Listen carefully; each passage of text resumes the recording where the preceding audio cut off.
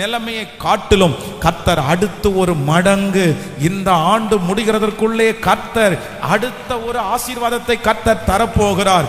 இரட்டிப்பான நன்மை உங்களுக்கு வரப்போகிறது. நீங்கள் இழந்தது உங்களுக்கு இரட்டிப்பாய் கிடைக்க போகிறது. எத்தனை பேர் ஆமோதிக்கிறீர்கள்? நீங்கள் உங்களுடைய கை விட்டு போனதை ஆண்டவர் 2 மடங்கு ஆண்டவர் தரப்போகிறார். நீங்கள் ஏசேக்கு என்கிற ஒன்றை இழந்திருக்கலாம், சித்னா என்கிற ஒன்றை இழந்திருக்கலாம்.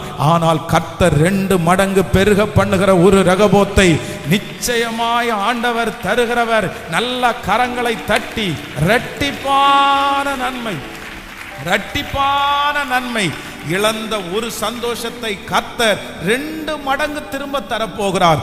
இழந்து போன ஒரு குழந்தைக்கு பதிலாய் ஆண்டவர் குழந்தைகளை கொடுத்து 2 குழந்தைகளை கொடுத்து உங்களை ஆசீர்வதிக்கிறதற்கு கர்த்தர் வல்லவர். நம்முடைய ஆண்டவர் வாக்கு கொடுக்கிறார், நம்பிக்கை உடைய சிறைகளே அரணுக்கு திரும்புங்கள்.